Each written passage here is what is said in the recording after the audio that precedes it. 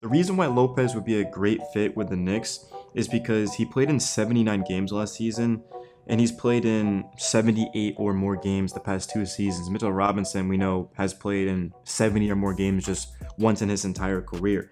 So if the Knicks were to trade for Brook Lopez, he's a guy who in 2023 finished runner-up to Defensive Player of the Year. He was All-NBA Defensive First Team. Last season averaged 13, 5, and 2. Underrated playmaker Lopez is. He also blocked 2.4 shots per game. So you can see that Lopez, and he stretched the floor, which isn't even mentioned in this. Brook Lopez can shoot the basketball, so the Knicks offense would benefit from that because, again, you're going to have to guard everyone. Mitchell Robinson, the one thing that I don't like about his game is his offense isn't exactly developed. He doesn't space the floor. He can't make free throws. So if the Knicks were to swap Robinson for Brook Lopez, to me at least, it would make the Knicks a better team. But the issue is that, first of all, Mitchell Robinson is what, 26 years old, 25 years old. Brook Lopez is 36 years old. And the Bucks would certainly not trade Brook Lopez straight up for Mitchell Robinson. There'd have to be a first-round pick in there because the asking price for Lopez right now is a first-round pick, which is why he hasn't been traded, because nobody's paying a first-round pick for a 36-year-old center, yet alone somebody who's making $23 million next season. That's about $10 more million than Mitchell Robinson's making next season. So if the Knicks did this, they'd be getting an older player. They'd be getting a guy who is also making more money than Mitch. So I don't think this is very realistic. I just wanted to include it because Lopez is being shot by the Bucks. And again, whenever it seems like the Knicks aren't going to do something, they do it, right? Mikal Bridges, I wouldn't have thought at all that they would have made that trade, and they ended up doing it. So Brook Lopez hasn't been linked to the Knicks, and it makes me think that, okay, well, maybe we actually might trade for him, because whenever somebody is linked to the Knicks, normally we don't get them, right? Like we saw Donovan Mitchell, Walker Kessler, Nick Richards. As of right now, we're not Knicks, but we'll definitely wait and see. I think a more realistic option for the Knicks is Paul Reed, who's also on the thumbnail. Caleb Martin signed a 4-year, $32 million contract with the Sixers a couple of days ago, so Philly decided to waive Reed. He's only 25 years old. He played in all 82 games, so he's durable, which is huge because that's what we need right now. Averaged 7.3 points and 6 rebounds per game. I do think that Reed would be good here because we don't need an Isaiah Hartenstein replacement. We just need depth. We need somebody who can come off of the bench, protect the rim, score some points, and just move the basketball. I think Reed could definitely do that. I would like this, to be honest with you. He wouldn't be my first choice, right?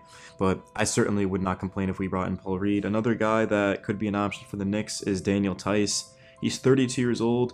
He played in 59 games last season for the Clippers, averaged 6.3 points per game. I'm looking at Tice, and in 2019-20, he was the starting center for the Celtics when they went to the Eastern Conference Finals, so it's very interesting that he could be backing up Mitchell Robinson. I wouldn't mind Tice, but I just think that with that mid-level exception we have, we should be using that on the best possible player. Not just a center, but again, just the best player, right? Because we could still trade for Nick Richards, who makes $5 million annually. I definitely would like that. Another thing that's been talked about is the Knicks trading for Jalen Duren. So essentially what it would be is Mitchell Robinson, Miles McBride, a 2025 first-round pick, which is Detroit's, for Jaden Ivey and Jalen Duren. I think the reason why this actually does make sense is because if the Pistons get that first back, they can use that in a trade if they want to go out there and get a star. The reason why I think the Knicks would do it is because for the future they'd be set up better. They'd be getting a guy who is already an elite rebounder in Duren, and he's young. I mean, his second season he averaged 12 boards a game. I'm at 20 years old. I thought Duren was older. He's only 20. That's pretty crazy. And then Ivy, the Knicks, of course, nearly traded up to get him back in that 2022 NBA draft. That's when I first started covering the Knicks on this channel. And yeah, they were super interested in Ivy, and he averaged 15 and 4 last season in his sophomore campaign. So yeah, definitely don't see it happening. Something else that I don't see happening, who's also in the thumbnail, is Walker Kessler. The thing about Kessler is he's an amazing player. I mean, in his rookie season, he was already one of the best defensive players in basketball in terms of the interior, but he's going to cost an arm and a leg. Danny Ainge, we saw what happened with him. The Knicks offered Emmanuel Quickley, RJ Barrett, and 2 first-round picks for Donovan Mitchell. They did not take that, but the issue isn't that they didn't take it. The issue is that they didn't even call the Knicks back to offer more, to outbid the Cavs. So clearly Danny Ainge and the Knicks don't see eye to eye, and it makes sense because of course he played for the Celtics and whatever, you know, F the Celtics obviously. But so yeah, I don't think he's going to trade Walker Kessler to the Knicks. If the Knicks did trade for him, we have some pick swaps to offer. Of course, we have two protected first from the Pistons and Washington, but I don't think those are going to convey. So we don't really have too much draft picks to be able to give out, which is why I don't see us trading for Walker Kessler. But hey, you never know. Something that's still on the table is bringing back Precious Achiuwa. I always mention this in the videos just to let you guys know that this honestly probably could happen. It probably will happen. Like, to this point, I'm pretty convinced we're going to bring back Precious, whether it's a sign-in trade or he just actually remains a Knick.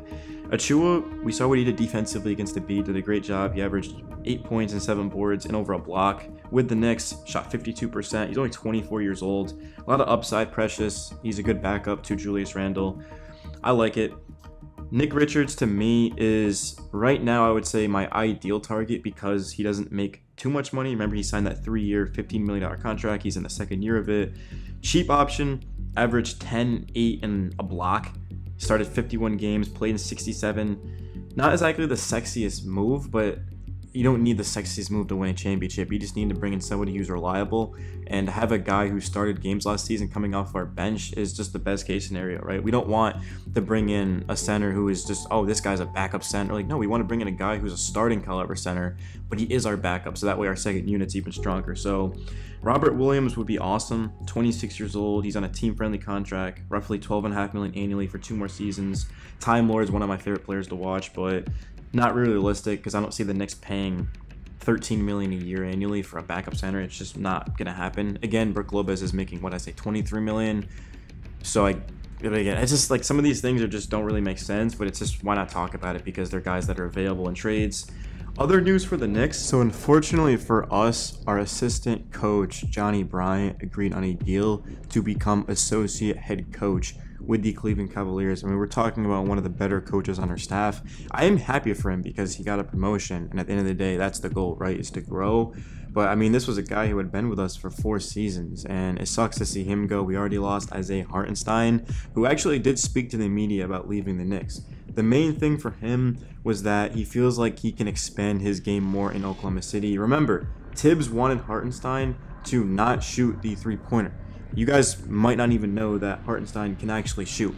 He just had to limit his game offensively to adapt to what Tibbs' system is, which is predicated on screening and rebounding. So Hartenstein, he goes to Oklahoma City. He's going to be encouraged to shoot the ball. Hartenstein has the potential to be one of the best overall bigs in basketball. And I'm talking about from an impact of winning, right? He's not Cat, he's not Joel Embiid or Jokic. But this is a guy who can do just about everything. Can rebound, can pass, can shoot. He's efficient, high IQ. He's going to kill in OKC. Now, obviously, he's not going to tell the media that, oh, well, the Thunder offered me more money, so that's why I went there. Because if the Knicks had been able to pay Hartenstein the same, I think he actually would have came back. Because he did say that, quote, if I'm honest, it was hard. I was in a situation. I love my teammates out in New York. I really appreciate what Tibbs and Leon did for me, and the fans in New York showed a lot of love. End quote. So you see, he really didn't want to leave the Knicks, but I mean, this is a bigger opportunity for him, and I wish him the best. I mean, once a Knick, always a Knick. Losing Hartenstein was definitely devastating because of how well he fit this team.